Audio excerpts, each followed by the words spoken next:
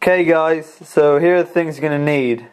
A scooter deck, some paper, any paper's fine, but I prefer to use lined paper, a ruler, some drill bits, the size that you want obviously, sellotape, something sharp that will be able to dent your scooter, hammer, and a sharp pencil, and coloured pencils as well if you'd like, because that might help when you're first starting out making a design. Oh yeah, and you're also going to need a drill press or a drill, obviously, to make the holes in the scooter deck. So then the first step you're going to want to take is to make a blueprint on paper of where the speed holes will lie on the deck. Now this isn't the original blueprint, this is my, I think, third design, which I decided to stick with. Now what you're first going to want to do is probably get 2 sheets of A4 paper to cover the length of the scooter deck. Here's just one I got for an example.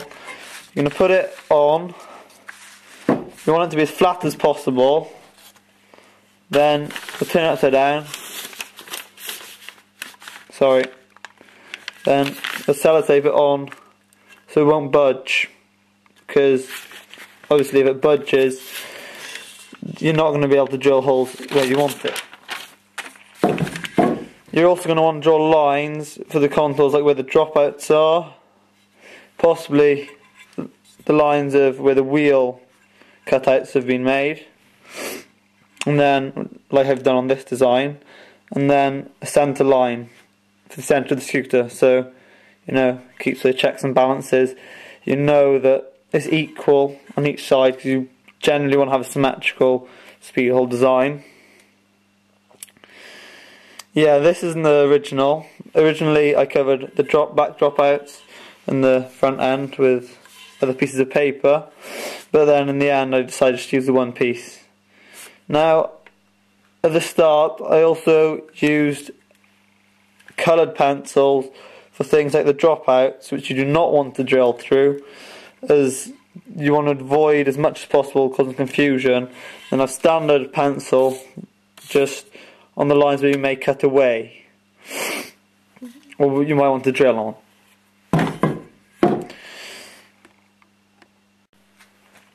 Then what you're going to want to do after you've drawn all the lines is start thinking of where you're going to want the speed holes to be.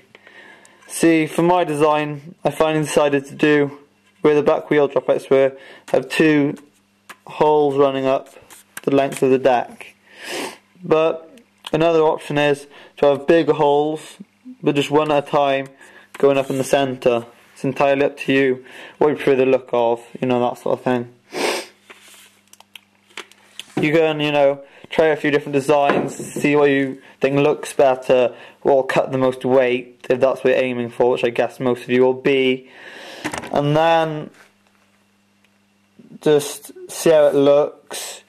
Now be careful, you do not want holes being too close to each other, because they'll cause a crack in the foot plate what you're standing on, and that could, you know, can make it sharp, which will wreck your shoes and could potentially, you know, cut your shin or something, and it'll just make the deck horrible to ride. So therefore you want a fair gap in between each speed hole, and yeah, that'll keep it strong. By the way, on the original design where I had the markings, this is for the centre of each hole. See the little dots there, I hope you can see those. I'd have actually drawn the hole around it as well, for the size that I would want it to be, which in my case was a 16mm hole, because then you can see definitely that you haven't made any miscalculation, and that the holes that will not be too close to each other. Remember, you only do the radius from the centre, so that'll be half the diameter of the drill bit. So say you're using an 8mm hole, it'd be 4mm all around. Just make sure you don't make that mistake now. Now when you finally found a good and accurate design, you're probably going to want to move on to your second design, like I've done here. Now this is a rip, sorry, my little brother ripped it. So what you're going to want is, I do the dropouts for a bit, just so I know roughly just so you, again, don't make a huge mistake. And then just put a cross the centre of each dot, so centre of each hole I mean. So then definitely you're sticking to your design, not changing anything. That'll be useful. And then here I have my final design, which looks much simpler because I've taken away all the unnecessary lines. So I just got the lines going up here, where I'm going to start from, and the difference, the space between each hole. Now, why I use line paper is because on this paper, every line is 9mm long, 0.9 centimeters, and that means if I go every 3 lines, which is every 27mm, 2.7 centimeters, that'll be just over an inch. That'll definitely be an even space, completely, like nothing can go wrong. I mean, you can clearly see there's an even spacing between the holes. Now, the only problem that could go wrong then would be if I dented in the wrong place before drilling.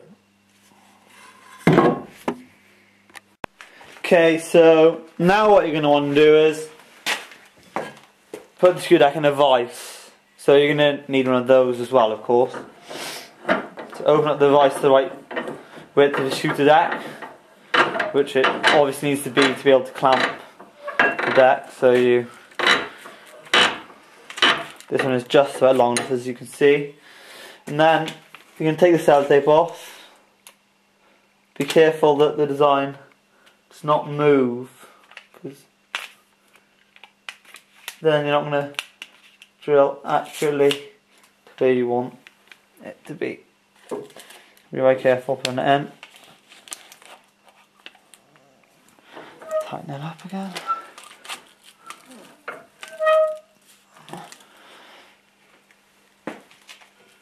And then now we start making the dents, which with a hammer and all come in handy.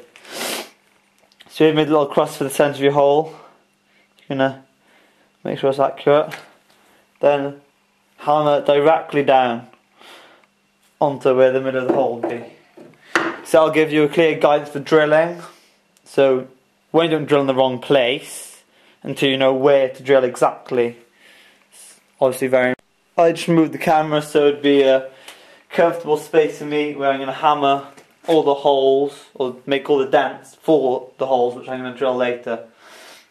Homemade hammer. Well, I made it in school, same with you all. The reason why I said I wanted to have symmetrical holes is because you want the shoe deck to be balanced where all the weight is, and obviously if the holes are all over the place it might slightly mess up the balance. It's not the end of the world, but it won't feel quite as good as it could if you did a balanced speed hole. Well, balanced speed holes. Make sure the vise is tightened up enough, of course.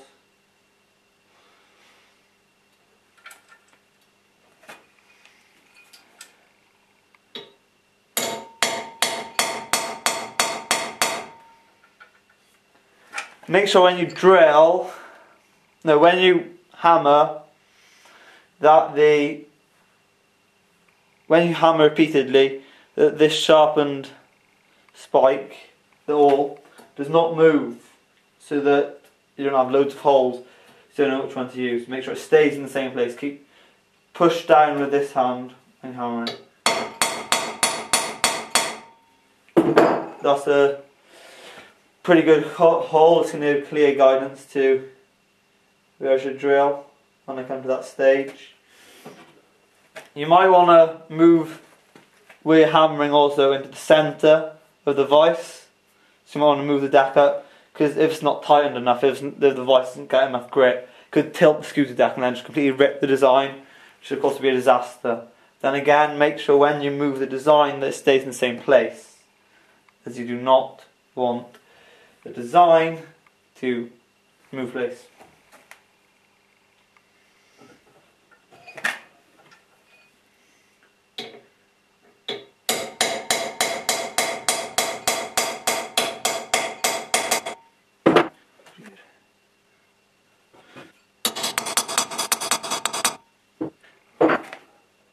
make sure you can set you free.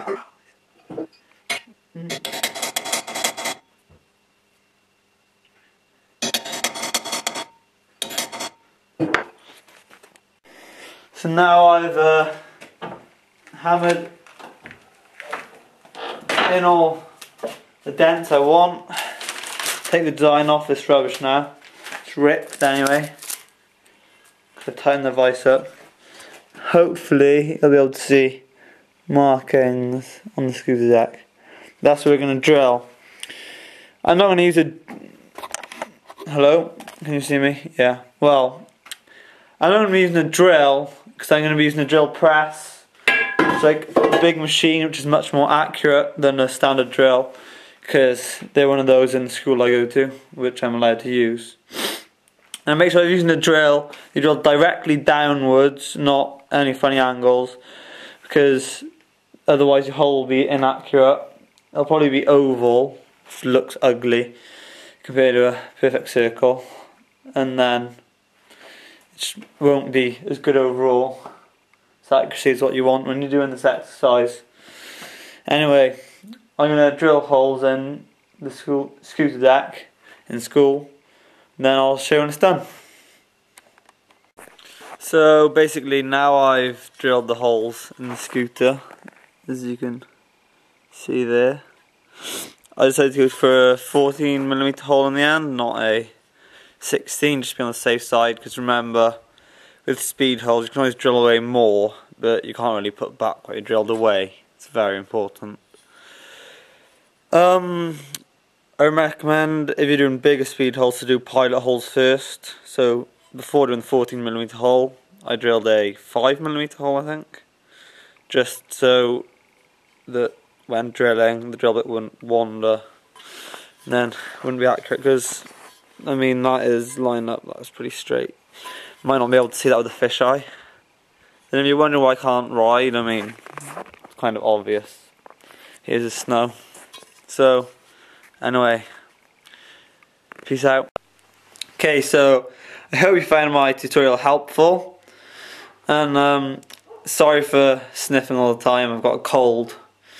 And saying you know all the time, because I just had that loads of times, to know why.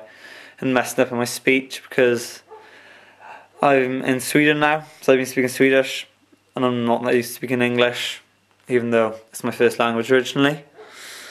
And then please comment with constructive criticism, not just videos rubbish, blah blah blah.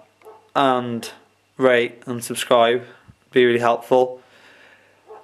I want to make an edit, but there are no indoor parks near me, and it's snowing, so I can't ride street or outdoor park. But hopefully I'll clear up and I'll be able to make an edit soon. Or if not, there's this place where I might be able to make just a few flat clips in a barn near me, which I'll hopefully be able to ride. But I haven't been riding for a few months because of the terrible weather. Anyway, peace out. Hej då, as they say in Sweden.